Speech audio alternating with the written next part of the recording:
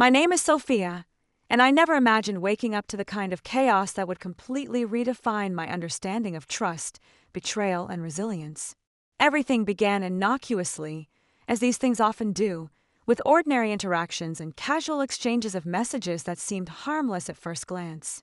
But beneath the surface, a storm was quietly brewing, waiting to shatter the illusions I had once held about people and their intentions. It all involved someone my girlfriend knew, a man whose charm masked a deeply manipulative and deceitful nature. From the outside, he might have seemed charismatic, harmless even, but the truth was far more sinister. His history of betrayal was already woven into the lives of those around him, and yet few had realized the magnitude of his manipulative tendencies until the consequences became unavoidable. The man in question was a serial cheater, someone who had left a trail of heartbreak and mistrust wherever he went. He had betrayed multiple women, including my girlfriend's close friend, with a careless, almost theatrical disregard for the emotional damage he caused. Beyond the cheating, he was cruel in his words, often criticizing and belittling women with comments that revealed a toxic blend of insecurity and entitlement. The way he treated people, mocking their bodies, sending inappropriate messages, and constantly flirting under false pretenses, was both disturbing and telling. It painted a portrait of someone so consumed by his own impulses that he failed to see the harm inflicted on others. Yet, despite all these warning signs, he continued to attract people, hiding the truth behind charm and deceptive flattery until the inevitable moment of exposure arrived. Over time, the layers of deceit he had built up began to crumble, as all false facades eventually do. It started when the woman he was dating most recently discovered the truth about his serial infidelity. The anger she felt was volcanic, a response to years of manipulation that finally boiled over. In a moment of decisive action, she revealed everything: private messages, inappropriate interactions, and explicit evidence of his double life. What was shocking was not just the cheating itself, but the sheer audacity with which he had hidden it, sending messages to other women and even men without the slightest concern for the damage he was causing. The release of this information was overwhelming, a tidal wave that swept through social circles, exposing a man who had lived a carefully curated lie for far too long. The revelation extended beyond the predictable patterns of heterosexual infidelity. She outed him as bisexual, exposing private communications with men, including flirtations and interests he had concealed from everyone. This part of his life, hidden and secretive, was laid bare in a manner that left no room for ambiguity. The fact that he had been leading multiple lives, flirting, sexting, and maintaining fake accounts to continue his manipulations, illustrated a complexity and recklessness that few could have predicted. The messages he sent, the interactions he cultivated online, and the networks he maintained revealed a man caught in a cycle of compulsive desire and deception. This exposure, however, was not just an act of revenge. It was a reckoning, a moment of truth that brought clarity to all who had been deceived by his carefully constructed persona. Witnessing this unraveling from my perspective was both surreal and enlightening. I could see how people's lives had been impacted, including my girlfriend's, and the shockwaves of betrayal extended far beyond what anyone might have anticipated. Each message revealed another facet of his deceit, another lie, another hidden truth that had been carefully masked behind a veneer of normalcy. It was a stark reminder of the danger of assuming that appearances reflect reality and of how easily charm can disguise toxicity.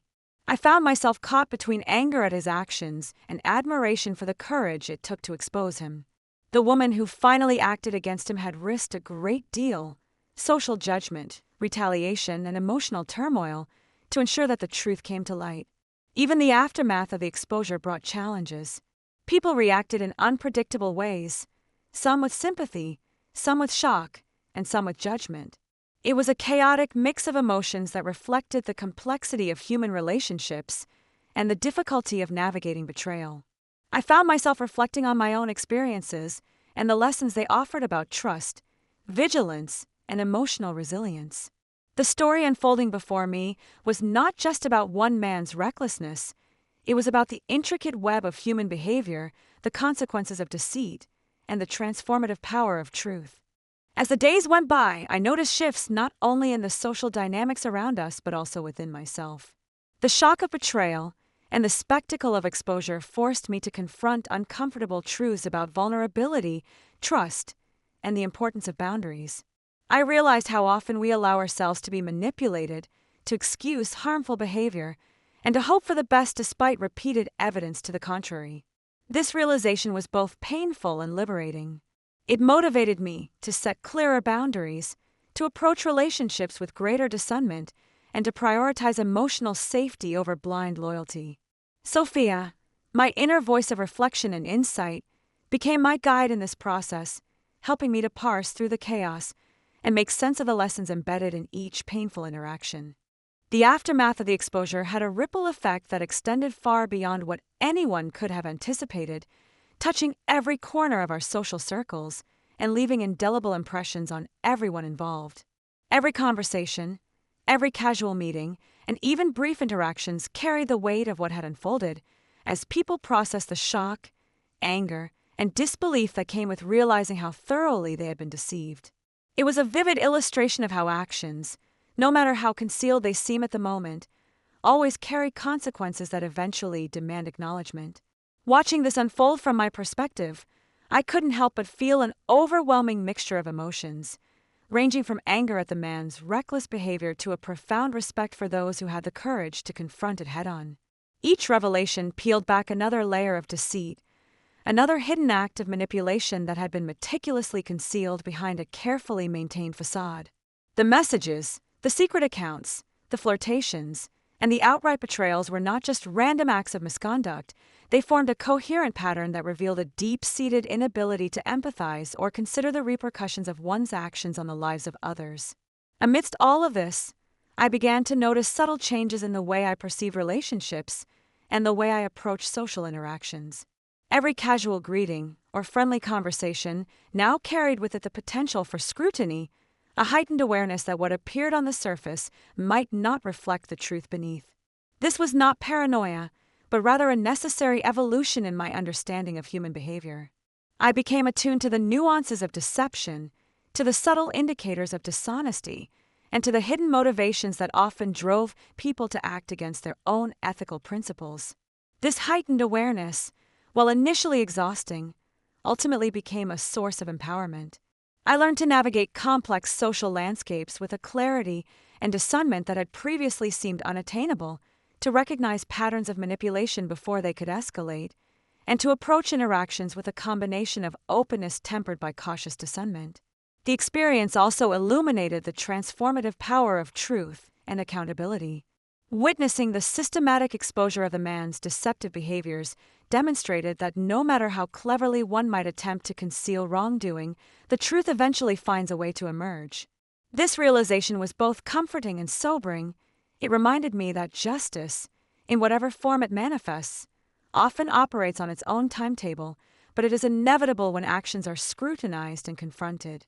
The courage displayed by those who chose to reveal his misconduct underscored the importance of taking a stand, even when doing so carried the risk of personal discomfort, judgment, or retaliation.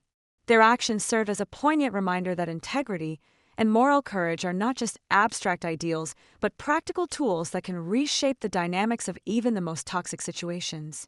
As I reflected on my own role within this unfolding narrative, I began to recognize how personal growth often arises from moments of crisis. The emotional turbulence, the exposure of hidden truths, and the confrontation with betrayal all acted as catalysts for self-discovery. I found myself examining my own responses, my boundaries, and my values with unprecedented clarity, questioning the assumptions I had previously taken for granted and forging a stronger, more resilient sense of self in the process. Sophia, as both narrator and participant, became a lens through which I could interpret the complexities of human behavior, understanding not only the actions of others but also my responses to them, and the lessons that could be drawn from every painful, enlightening moment. In addition, the situation forced me to reevaluate the nature of forgiveness, trust, and emotional resilience. I realized that the capacity to forgive does not equate to condoning harmful behavior, nor does it require ignoring the lessons embedded in betrayal. True forgiveness, I came to understand, is an active process of releasing the grip of anger and resentment while retaining the awareness of the lessons learned.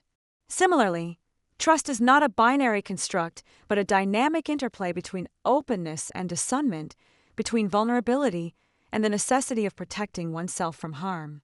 These insights, gained through first-hand experience of manipulation and exposure, became guiding principles that informed every subsequent interaction, shaping the way I approached relationships, friendships, and even casual social exchanges. Through this lens, I also began to appreciate the resilience and fortitude of those around me who had been directly affected by the man's deceit. The women, friends, and acquaintances who had suffered his manipulations displayed an extraordinary capacity to reclaim their agency, assert their boundaries, and confront the situation with courage. Their actions were a testament to the human spirit's ability to endure, adapt, and ultimately triumph over adversity. Observing their journeys was both humbling and inspiring, reinforcing my belief in the necessity of maintaining integrity, compassion, and unwavering self-respect in the face of even the most challenging circumstances. This period also marked a shift in my understanding of the role of social media and digital communication in modern relationships. The exposure of private messages, the use of public platforms to reveal hidden truths, and the intricate web of interactions that had been meticulously maintained by the man highlighted the profound impact that online behavior can have on real-life dynamics. Digital platforms, while offering unprecedented connectivity, also amplify the potential for deception and betrayal. Navigating these spaces required a nuanced understanding of both the opportunities and risks inherent in online interactions, a skill that became increasingly vital as the fallout of the exposure continued to unfold. Finally, as I moved through these experiences, I began to cultivate a deeper sense of self-awareness and empowerment. Each day presented new challenges, but also new opportunities to apply the lessons learned.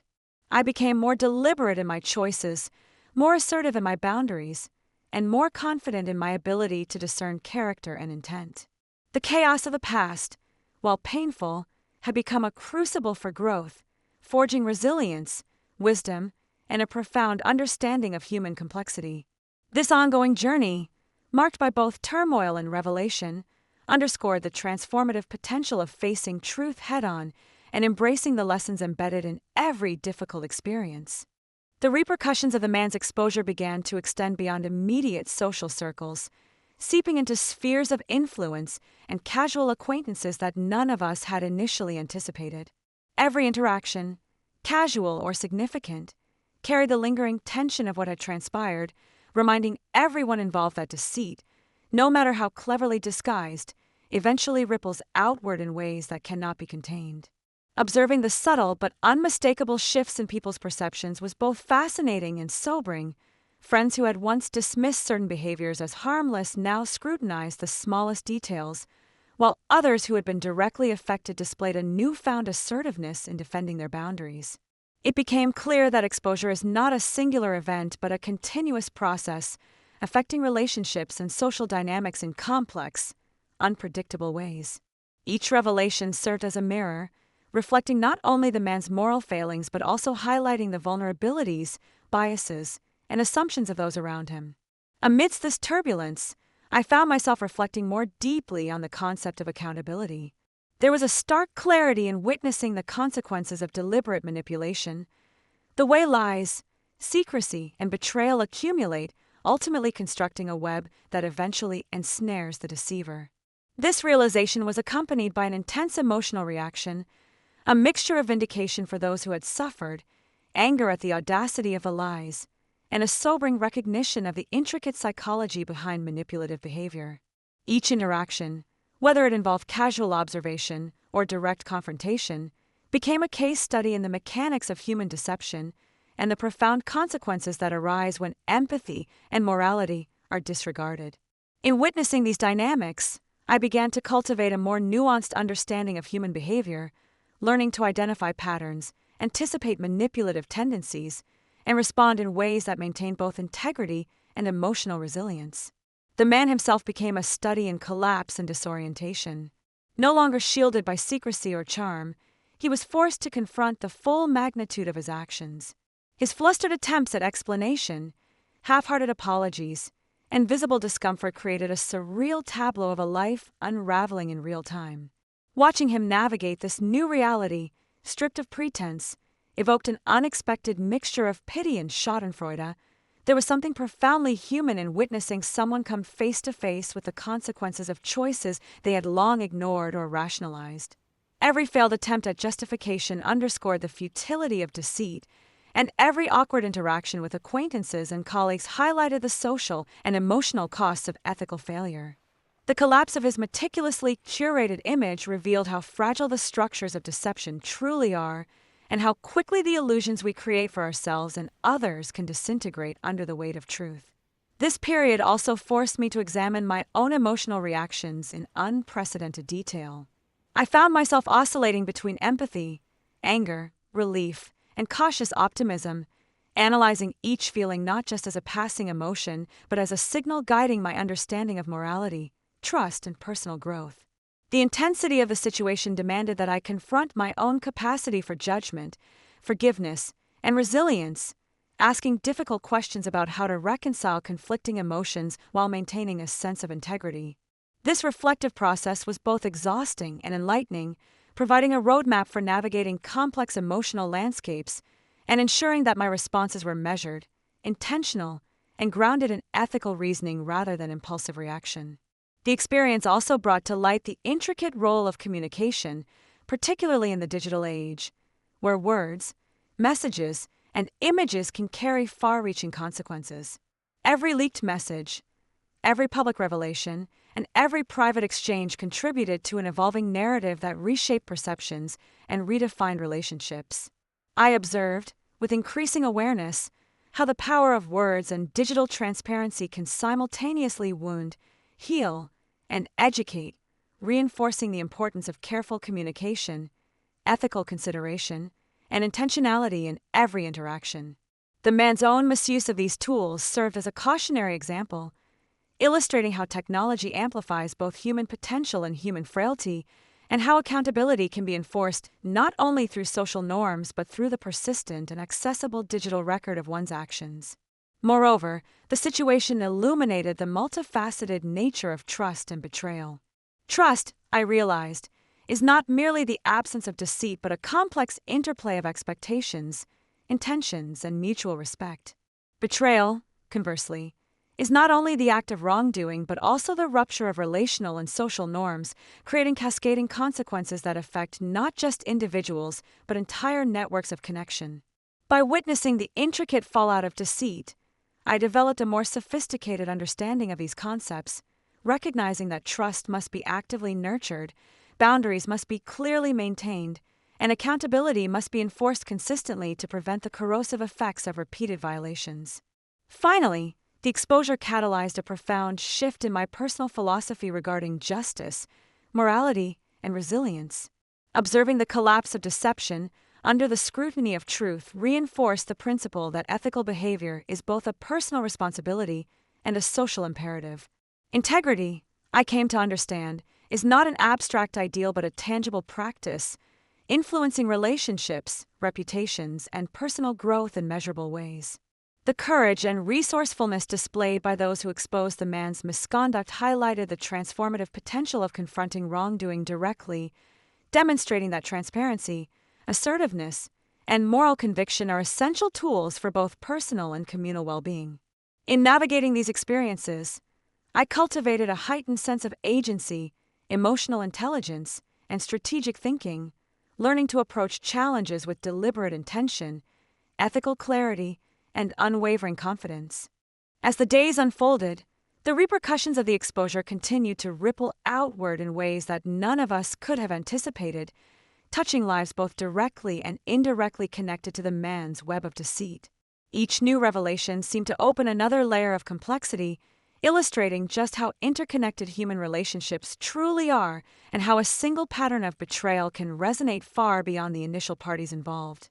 Casual acquaintances began to share their experiences, corroborating behaviors that had previously gone unnoticed or unspoken, and each account added texture to the narrative of manipulation and moral failure. It was striking to observe a convergence of these stories, creating a mosaic of human behavior marked by vulnerability, curiosity, and the universal search for justice and understanding. The social environment itself seemed to shift in subtle but unmistakable ways. Conversations, once casual and superficial, now carried undercurrents of scrutiny and introspection. People who had once overlooked minor warning signs and others now questioned motives and intentions with greater discernment, cultivating a heightened awareness of interpersonal dynamics. I realized that the act of exposing wrongdoing not only affected the perpetrator but also catalyzed growth and self-reflection in observers, forcing a reevaluation of personal boundaries, moral standards, and ethical expectations.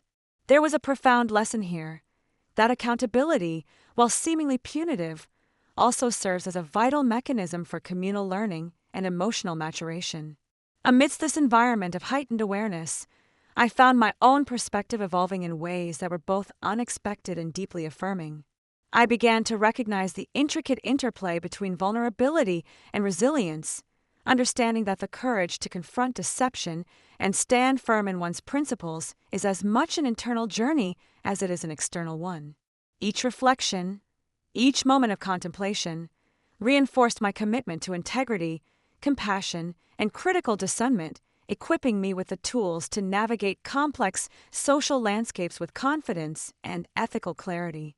It was as if the chaotic unfolding of events had become a masterclass in human psychology, morality, and the consequences of our choices, compelling me to grow in ways I had never anticipated. The man's attempts to salvage his reputation offered another window into the mechanics of denial and self-preservation. Watching him craft half-hearted apologies, manipulate narratives, and engage in performative displays of remorse was both fascinating and disconcerting. It became increasingly apparent that his understanding of accountability was shallow at best, grounded not in genuine reflection, but in fear of social reprisal. Each interaction revealed a stark contrast between surface-level gestures and authentic moral reckoning, highlighting the critical importance of sincerity, self-awareness, and responsibility in maintaining meaningful relationships and social credibility. Observing these dynamics, I felt a mixture of vindication and caution, appreciating both the justice of the exposure and the intricate psychological patterns that enable manipulation to persist in unsuspecting environments. Equally compelling was the response of the broader community, which displayed a complex tapestry of empathy, judgment, and active engagement. Friends, colleagues, and even casual observers became participants in a collective examination of morality and accountability, navigating their own interpretations of the unfolding events. Some offered support to those directly affected, demonstrating the profound capacity of human empathy and solidarity. Others wrestled with cognitive dissonance, struggling to reconcile prior perceptions with emerging truths. Witnessing this collective reckoning reinforced my understanding that social accountability is not a static or binary phenomenon, but a dynamic process shaped by communication, observation, and ethical reflection, capable of both healing and confrontation in equal measure. On a personal level, the entire experience catalyzed a profound recalibration of priorities and emotional resilience. I discovered a newfound capacity to hold space for conflicting emotions: anger, relief, empathy, and cautious optimism, without allowing them to dominate my actions or cloud my judgment. This skill, cultivated through continuous reflection and conscious engagement, became a critical tool for navigating complex interpersonal landscapes. I began to appreciate the subtle interplay between self-awareness, moral reasoning, and strategic action, recognizing that true empowerment arises from the ability to integrate knowledge, emotion, and ethics into coherent, intentional behavior. The digital dimension of the exposure added another layer of complexity, amplifying the consequences of deceit while providing unprecedented transparency. Every leaked message, every public revelation, and every documented interaction contributed to a living archive of behavioral evidence, creating both accountability and reflection in real time. This phenomenon underscored the dual-edged nature of technology. It magnifies the impact of our actions while offering tools for verification, insight, and redress. Understanding this dynamic became an essential component of my personal growth, equipping me with strategies to navigate the increasingly intertwined realms of human behavior, digital footprints, and social consequence. Ultimately, the unfolding of these events crystallized a powerful lesson: that personal integrity, ethical vigilance, and courageous transparency are not merely aspirational ideals, but essential practices that shape our relationships, reputation, and emotional well-being. The man's actions serve as both a cautionary tale and a mirror, reflecting the universal importance of honesty, accountability, and self-reflection. As I moved forward, I carried with me the awareness that confronting deception, whether in ourselves or in others, is a transformative act, one that challenges us to grow, adapt, and engage with the world in more meaningful, principled ways. In the aftermath of the exposure, the man's social circles began to fracture in ways that were both inevitable and shocking. Those who had once been indifferent or complicit started to distance themselves, some out of moral conviction, others out of fear of being associated with his tarnished reputation. Social media, which had initially amplified the scandal, now served as a real-time barometer of shifting alliances, loyalties, and ethical standards. Every comment, share, or private message reflected layers of human psychology at play: guilt, solidarity, curiosity, and judgment intermingling in a constantly evolving web of digital interactions. Witnessing these shifts was both enlightening and unsettling, revealing how fragile relationships can be when built on superficial trust or untested loyalty. At the same time, I observed the resilience and courage of those directly affected by his betrayals. The women he had deceived, humiliated, and manipulated began to reclaim their narratives, publicly asserting their dignity and integrity in ways that were both inspiring and empowering. Their courage created a ripple effect, encouraging others to confront uncomfortable truths in their own lives and to demand accountability from those who had wronged them. It became clear that the exposure was not merely punitive, it was transformative, catalyzing a broader cultural awareness around boundaries, respect, and consent. Each personal story that emerged added texture and depth to a collective understanding of the consequences of deception and the power of transparency. Personally, the events forced me into deep self-reflection. I began to question my own values, my responses to betrayal, and the ways in which I could foster healthier relationships moving forward. It was a process that demanded emotional labor and intellectual honesty, pushing me to confront my biases, insecurities, and assumptions about human behavior. In this introspective journey, I discovered a remarkable capacity for empathy, not toward the man who had caused harm, but toward the universal struggles we all face in navigating desire, temptation, and moral choice. I realized that understanding human complexity does not excuse wrongdoing, but it allows us to respond with clarity, intention, and ethical consistency. Meanwhile, the digital documentation of his actions became a study in contrasts. On one hand, the unfiltered messages and revelations demonstrated the dark potential of unchecked desire, ego, and secrecy. On the other hand, they offered an unvarnished look at the mechanisms of accountability, proving that truth has a way of emerging, even when buried beneath layers of manipulation. Each screenshot, each forwarded message, and each public revelation functioned as a mirror, reflecting both individual choices and collective consequences. The visibility of these actions reinforced a central theme: our behavior, whether online or offline, carries weight, consequences, and ethical significance far beyond the immediate moment. As weeks turned into months, a sense of equilibrium began to settle. People learned to navigate the aftermath with caution, discernment, and a new understanding of trust. For me, the process was less about resentment or satisfaction and more about clarity, empowerment, and intentional growth. I cultivated strategies to maintain emotional boundaries, prioritize meaningful connections, and avoid situations that could compromise my integrity or well-being. Each decision, small or large, became infused with a conscious awareness of past lessons, transforming every interaction into an opportunity for ethical practice and personal fortitude. The ripple effects extended beyond the immediate social environment. Friends and acquaintances of both the victims and the perpetrator began to reassess their own boundaries, values, and standards of accountability. Discussions about honesty, fidelity, and emotional responsibility became more common, reflecting a cultural shift catalyzed by a singular instance of exposure.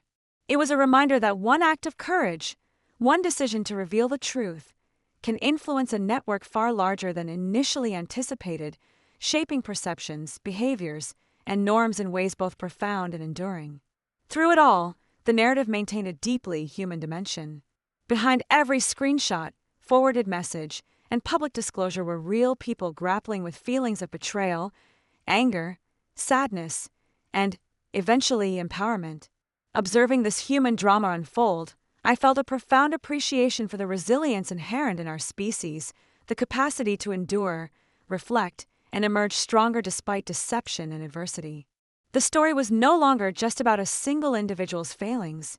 It had evolved into a testament to the power of accountability, community, and ethical courage.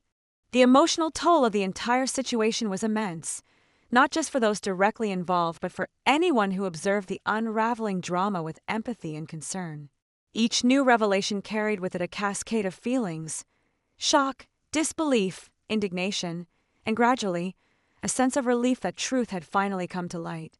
I found myself reflecting on the nature of human vulnerability, how easily trust can be exploited, and how courage in confronting deception is often accompanied by profound emotional risk. Watching the victims stand firm in their truth, reclaiming their narratives and asserting their dignity, provided a model of resilience that was both instructive and inspiring. It became increasingly clear to me that the act of bearing witness, of supporting, listening, and validating was an essential part of the healing process, not only for the directly affected but also for those who sought to understand and learn from the events.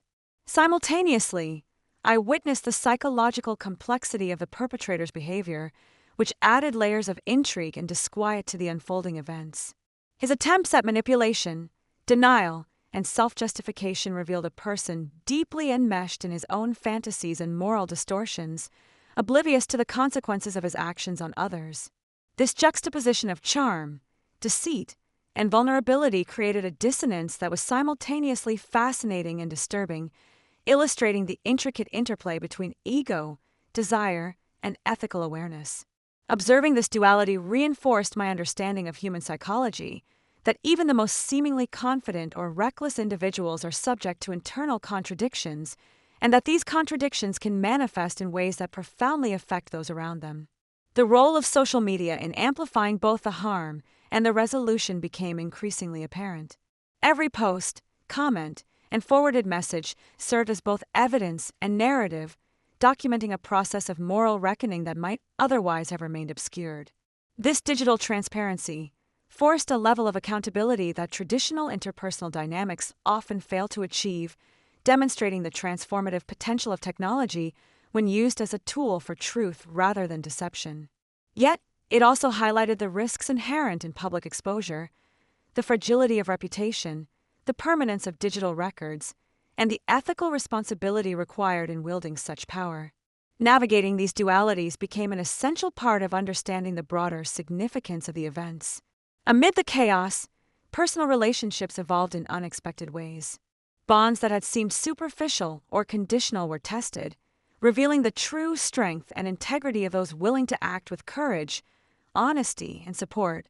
Friendships deepened through shared experiences of reflection and confrontation, while toxic associations dissolved under the pressure of ethical scrutiny. I found myself reevaluating who I could trust, who could be relied upon in moments of crisis, and how best to cultivate relationships that were mutually respectful, supportive, and grounded in truth.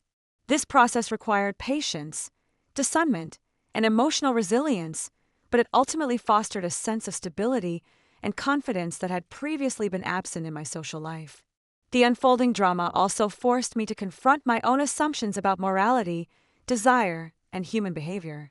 It was humbling to realize that even those we think we understand can act in ways that defy expectation, and that ethical lapses can emerge in contexts that appear mundane or unremarkable. This realization prompted a deepening of my moral reflection, encouraging me to consider not only the actions themselves but also the intentions, contexts, and consequences that accompany them. In doing so, I developed a more nuanced understanding of human behavior, recognizing the complex interplay between choice, circumstance, and accountability. Furthermore, the experience illuminated the interplay between shame, pride, and public perception. Observing how the perpetrator navigated exposure, oscillating between defensiveness, selective honesty, and self-aggrandizement, revealed the ways in which social reputation shapes behavior and ethical decision-making.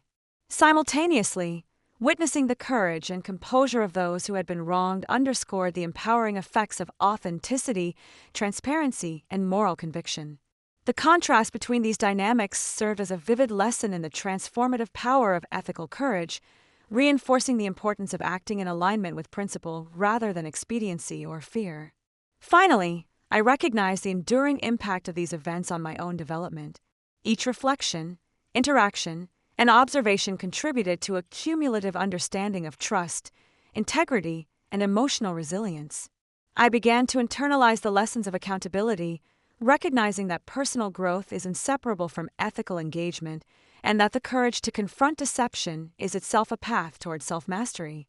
The narrative had expanded beyond a story of betrayal to become a living study in human complexity, illustrating how resilience, transparency, and moral courage intersect to shape both individual character and communal norms. The ripple effects of the scandal extended far beyond the immediate circle, affecting not only friends and family, but also casual acquaintances who had once observed the situation from a distance. People began to re-examine their own moral compasses, asking difficult questions about trust, accountability, and the ways in which they navigated interpersonal relationships. Conversations that had previously skirted around discomfort now took on a raw honesty, with individuals sharing experiences of betrayal, manipulation, and resilience that had long remained unspoken. It was as if the exposure had opened a conduit for collective reflection, prompting everyone involved to confront ethical dilemmas and personal vulnerabilities they might otherwise have ignored. The social environment became a complex web of caution, support, and moral scrutiny, forcing a communal reckoning that was as enlightening as it was intense. Within this turbulent atmosphere, I continued to process my own emotions, oscillating between empathy, anger, and a profound sense of responsibility to act with integrity. Observing the emotional aftermath, I realized that moral courage is not merely about exposing wrongdoing, but also about sustaining ethical principles in the long term, navigating the intricate landscape of human relationships without succumbing to resentment or moral compromise. I reflected on the delicate balance between justice and compassion, recognizing that responding to betrayal requires both firmness and emotional intelligence. It was a process of constant negotiation, requiring patience, self-awareness, and the willingness to confront uncomfortable truths while maintaining personal integrity. The digital footprint of a scandal played a crucial role in shaping these dynamics.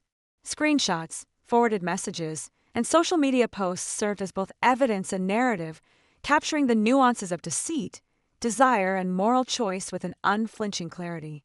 Each digital artifact became a point of reflection, a lens through which to understand not only the perpetrator's behavior but also the responses of those affected.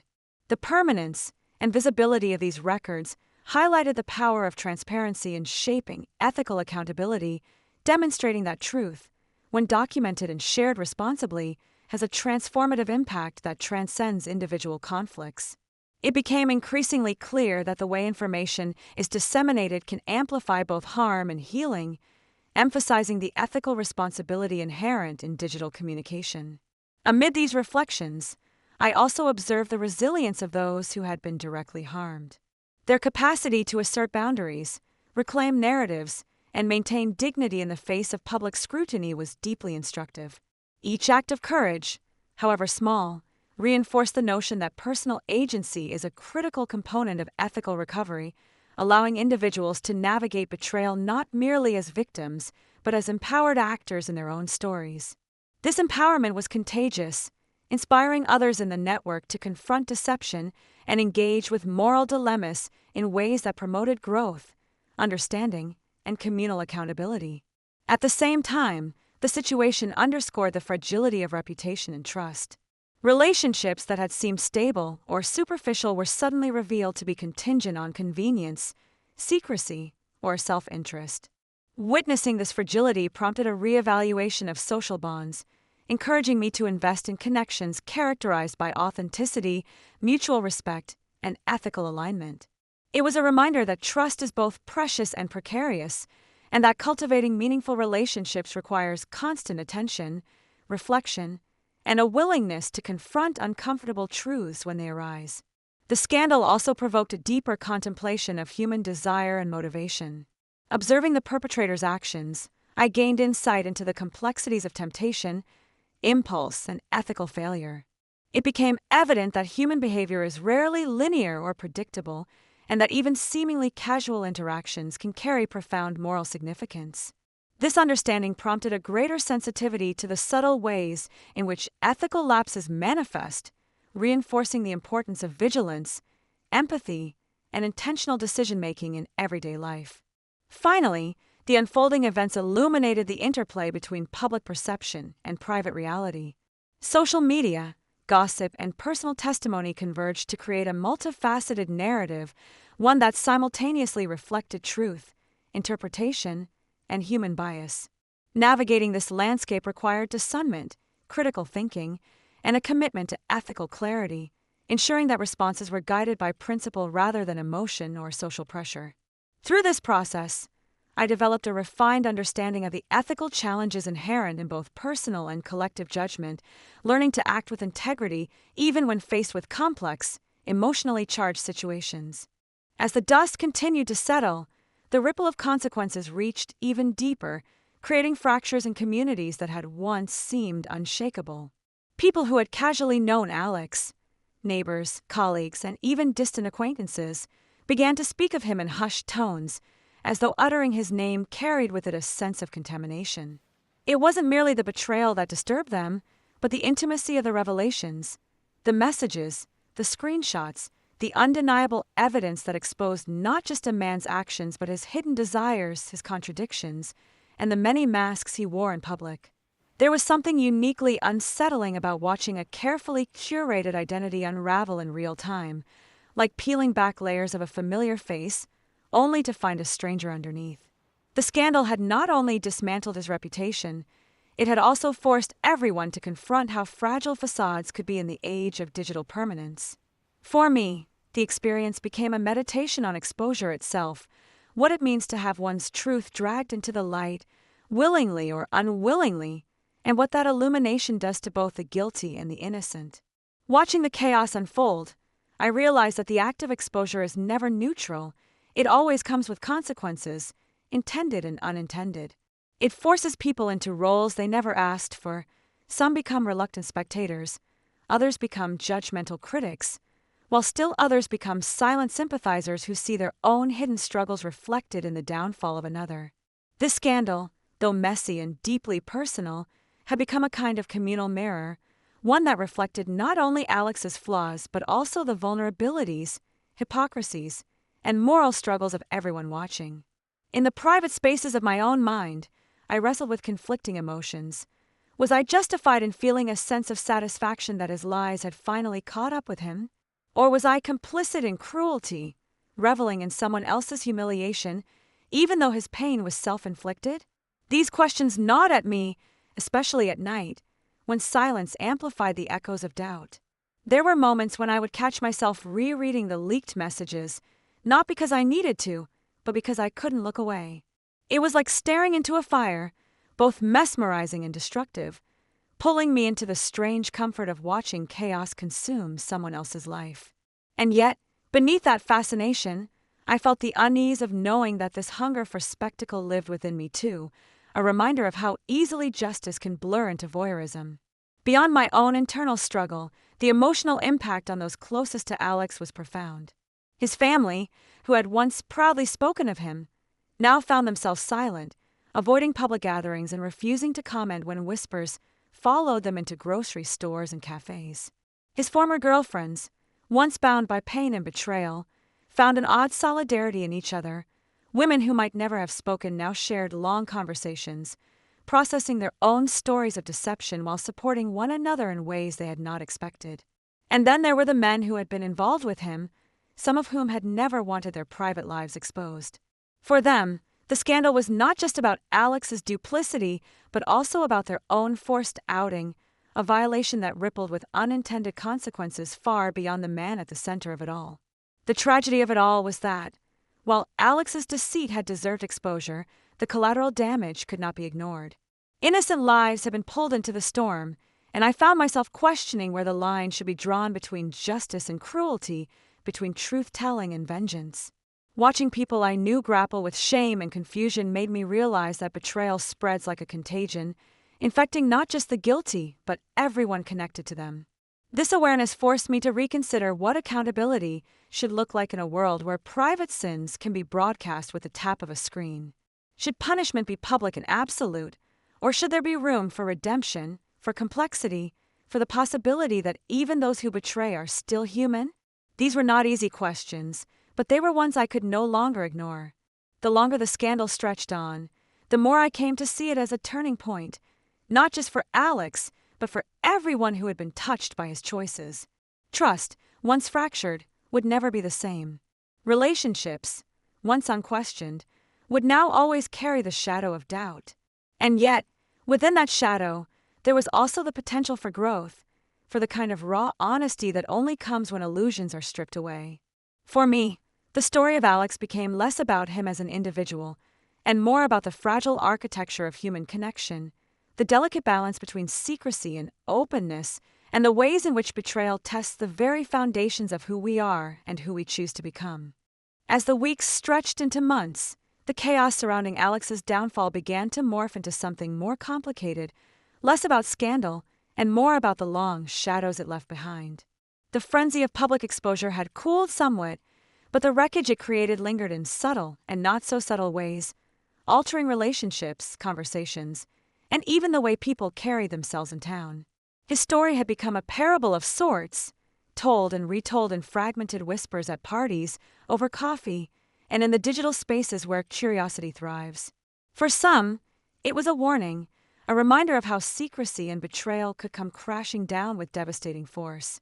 For others, it was entertainment, proof that no one, no matter how confident, could escape the reckoning of truth in a world ruled by screenshots, leaks, and the permanence of the internet. I found myself caught between these interpretations, torn between moral judgment and a gnawing sense of unease. It was impossible to deny that Alex had dug his own grave. His actions were cruel, manipulative, and consistently dishonest. Yet as the weeks passed, I could not ignore the human cost of his exposure, not just to him, but to the people inadvertently dragged into the storm. His coworkers had to explain awkward rumors in professional settings. His family, already fractured by disappointment, had to carry the heavy burden of whispers in their neighborhood. And some of the people he had messaged privately, those who had never asked to be part of his chaos, were forced into an unwanted spotlight.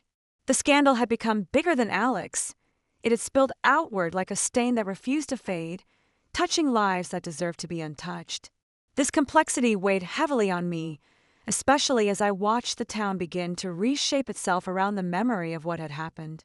I noticed how easily people turned someone's pain into gossip, how quickly the narrative became exaggerated, twisted, and weaponized.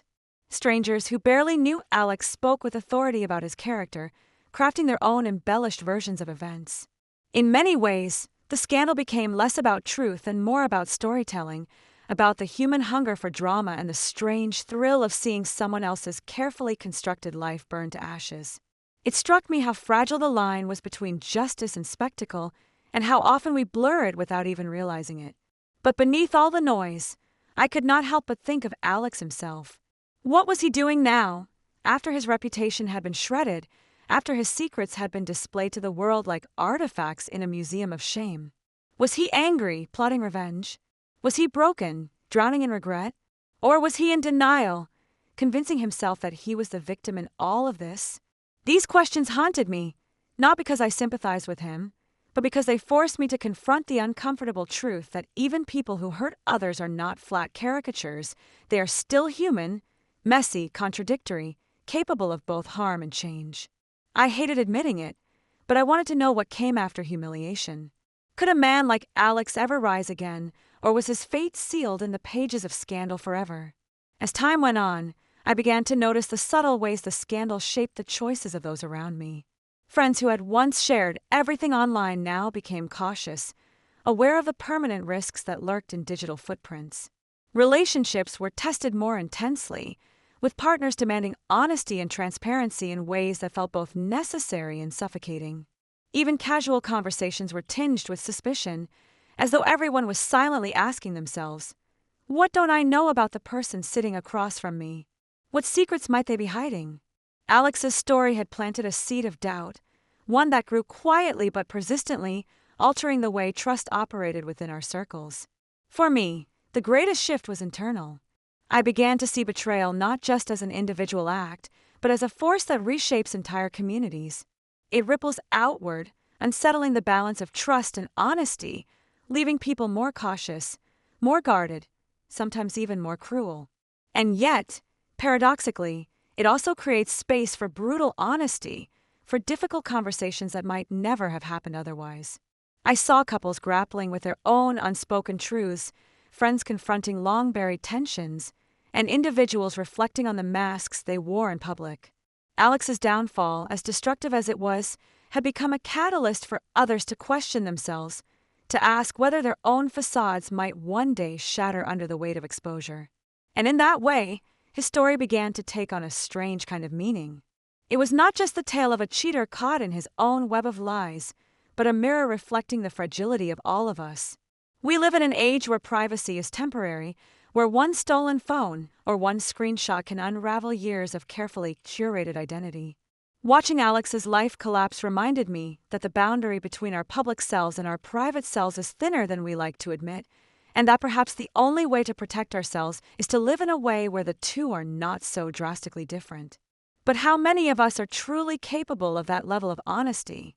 How many of us could survive if our own secrets were forced into the light? Months after the storm had reached its peak, the echoes of Alex's scandal still lingered like smoke after a fire.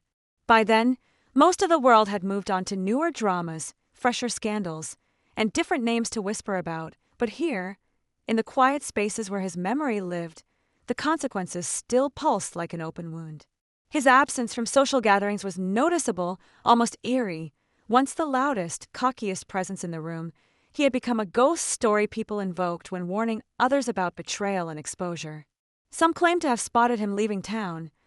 Others said he had been fired from his job, while a few swore he still lurked online under fake names, trying to rebuild the double life that had once defined him.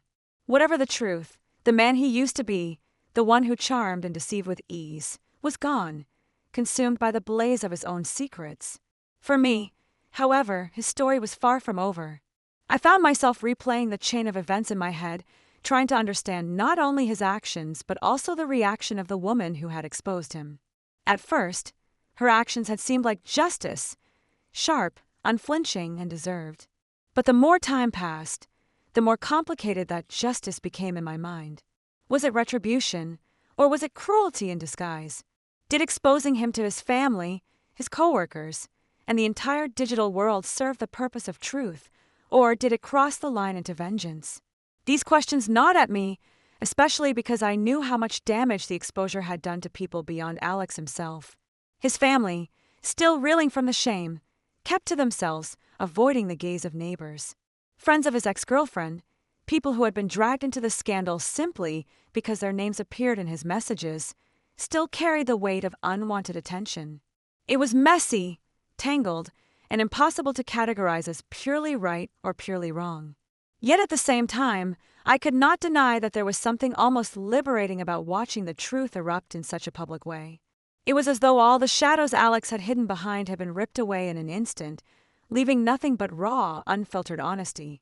For so long, he had lived in lies, manipulating those around him, juggling identities, pretending to be one person while secretly indulging another.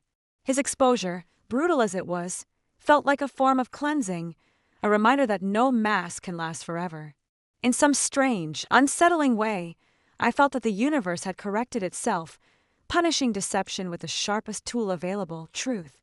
But truth, as I was learning, can be as destructive as any lie. The town, too, seemed to carry a scar from the scandal. People had become wary of each other, hesitant in ways they had never been before. Every laugh, every flirtatious glance, every late-night message carried the shadow of suspicion. I saw relationships crumble under the weight of paranoia, couples breaking apart not because of Alex's actions directly, but because his downfall had planted seeds of fear in their own lives. If it could happen to him, if his entire private world could be unveiled so mercilessly, then who was safe? Suddenly, Everyone looked at their phones differently, their messages, their social media accounts, as though each one contained the blueprint of their potential destruction. And then there was me. I could not escape the reflection staring back at me whenever I thought about Alex. His story had forced me to confront my own relationship with secrets, with honesty, with the thin veneer of identity we all craft to present ourselves to the world. I thought about the small lies we tell to protect ourselves, the personas we build online, the versions of ourselves we present to friends, family, or lovers. None of it is truly safe, and all of it could be shattered in a single moment if someone decided to expose it. The thought terrified me, but it also forced me into a kind of clarity. Perhaps the only way to survive in this age was to shrink the gap between our public selves and our private selves, to live in such a way that exposure, should it ever come, would not destroy us. Still, I wondered what had become of Alex. Had he learned anything from the collapse of his carefully constructed empire of lies? Or was he merely hiding, waiting for the noise to die down so he could return to the same patterns? Part of me hoped he had found a way to rebuild himself honestly, stripped of the arrogance and deceit that had defined him. But another part feared that men like him rarely change, that humiliation becomes just another story to twist, another scar to conceal behind a new mask. The uncertainty was maddening because it meant the story was not truly over. His silence, his absence, his invisibility, they were not signs of closure, but of possibility.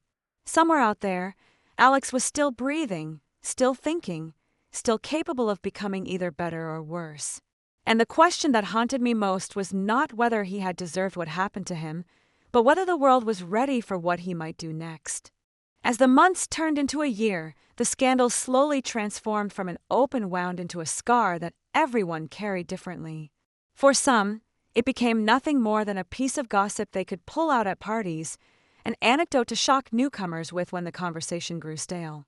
For others, it remained raw and painful, a reminder of how easily trust could be broken, how quickly private lives could be dragged into the public eye. But for me, it was something more.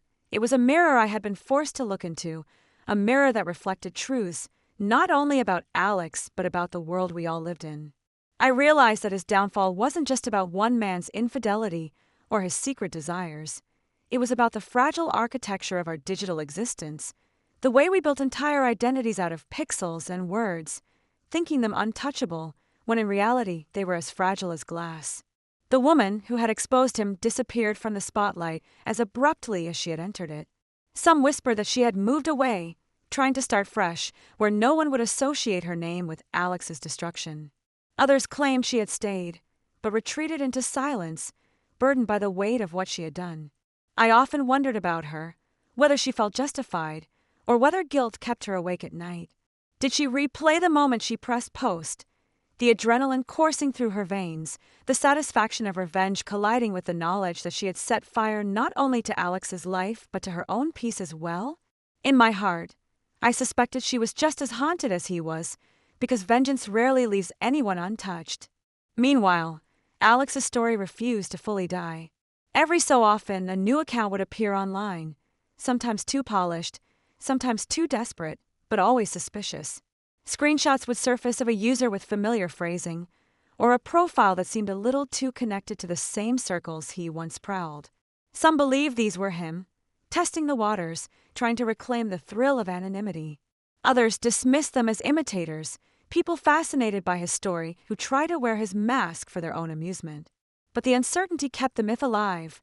Was Alex gone forever, or was he still out there, rebuilding, reinventing, waiting? For me, the lesson became painfully clear. We live in a time where exposure is inevitable, where the walls we hide behind are thinner than we dare to admit.